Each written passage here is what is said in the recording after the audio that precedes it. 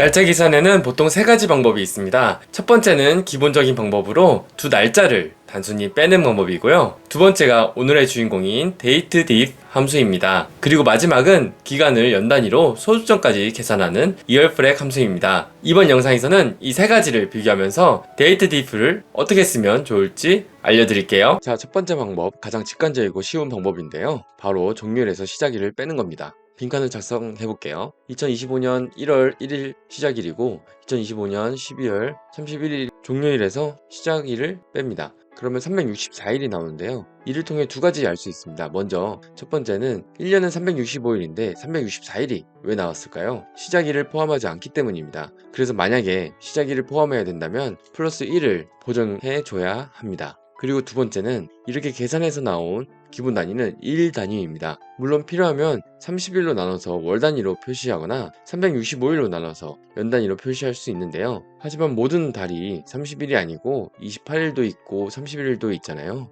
그래서 월 단위 표시는 정확도가 다소 떨어질 수밖에 없습니다. 연 단위로 표시하는 것도 유년이 있기 때문에 같은 이유로 약간의 오차가 생길 수 있다는 점이 있습니다. 이러한 단점을 보완할 수 있는 방법인 datediff 함수를 알아보겠습니다. 이 함수의 장점은 표시 단위를 선택할 수 있다는 점입니다. 일 단위는 d를 사용하고요. 월 단위는 m을 사용하고 연 단위는 y를 사용하는데요. 2025년 1월 1일부터 2025년 11월 31일까지의 기간을 구해보면요. 참고로 datediff 함수는 엑셀의 함수 목록에 없습니다. 그래서 처음부터 끝까지 타이핑해서 입력해야 합니다. 시작일을 먼저 기재하고 그리고 종료일 그리고 일 단위를 표시하기 위해서 D를 기재합니다. 그러면 364일이 나오는데요. 뺄셈에서 하는 방법과 동일하게 시작일을 포함하지 않는 것을 알 수 있습니다. 월 단위도 구해보겠습니다. datediff, 시작일, 그리고 종료일, 그리고 M 12개월이 나오는데요. datediff는 만 기준으로 꽉 찬 월 단위만 표시하기 때문에 마지막 1개월이 1일이 부족하여 만 11개월로 표시됩니다.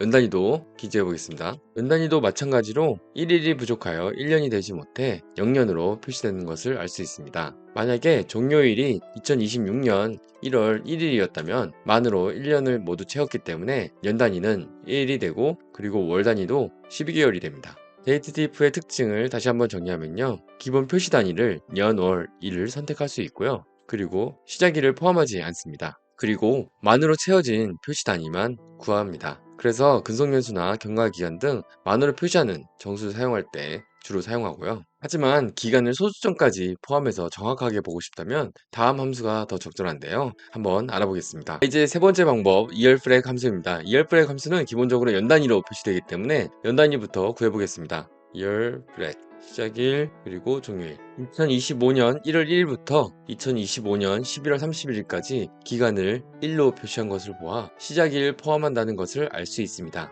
이 함수의 특징은 연 단위를 소수점까지 표시해야 한다는 건데요. 즉 두 날짜 기간의 연수로 정밀하게 환산해 준다는 겁니다. 예를 들어 2025년 10월 31일이 종료일이라고 한다면 datediff의 경우에는 만 1년을 채우지 못했기 때문에 0으로 표시됩니다. 반면 yearflag의 함수는 소수점까지 표시하기 때문에 0.833으로 표시되는 것을 알 수 있습니다. 개월로 보기 위해서는 곱하기 12를 해주시면 되고요. 그리고 일 단위로 보고 싶다면 곱하기 365일을 해주시면 됩니다. 이렇게 yearflag 함수는 정수 단위가 아니라 정밀한 연 단위 기간을 구하고 싶을 때 사용하시면 됩니다. 다음은 간단한 사례를 통해 실무에서 어떻게 사용되고 있는지 알아보겠습니다. 연차 충당부채를 계산할 때 일반적으로 만 근속연수에 따라 연차 계수를 부여하고 있는데요. datediff를 사용하시면 됩니다. 시작일은 입사일이고 종료일은 위에 기재되어 있는 2025년 11월 31일 결산일입니다. 이 열을 기재해 주시면요. 근속연수가 구해집니다. 참고로 결산일과 같은 기준일은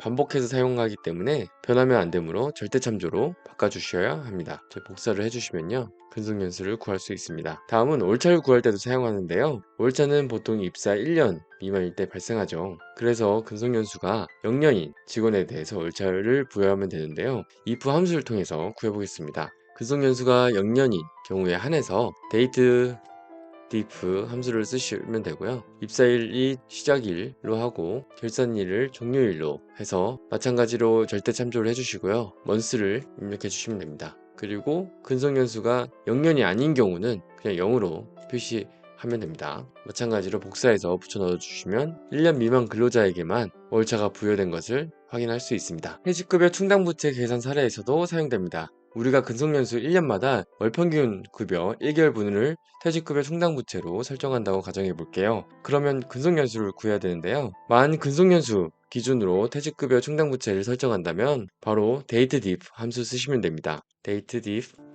그리고 입사일 시작일부터 하고 결산일은 종료일 그리고 절대 3조 걸어주시고요. 표시 단위는 연수이므로 2월을 기재해 주시면 됩니다. 그리고 다른 셀도 다 복사해 주시면 근속연수가 나타나고요. 이제 월 급여를 곱해 주시면 퇴직급여 충당부채가 산정됩니다. 한편 저희 근속연수를 만 기준이 아니라 소득점까지 포함된 연수로 구하신다면 2월프액 함수를 쓰시면 됩니다. 시작일 그리고 결산일은 마찬가지로 종료일인데 절대 참조 걸어주시고요. 복사해 주시면 소득점까지 표시되고 마찬가지로 월 급여를 곱해서 퇴직급여 충당부채가 산정되는 것을 볼 수 있습니다. 자, 이제 마지막 감가상각비 계산에 사용되는 사례를 보겠습니다. 정액법을 사용할 거고 내용연수는 건물은 40년, 기계장치 및 비품은 5년, 그리고 잔존가치는 1000원으로 가정하겠습니다. 감가상각 대상이 되는 취득원가는 기초가액에서 단기 취득가액을 가산해 주시면 되고요. 내용연수는 월 기준으로 보았을 때 건물은 480개월, 그리고 기장치 및 비품은 60개월입니다. 정기 누적 월수를 구해보겠습니다.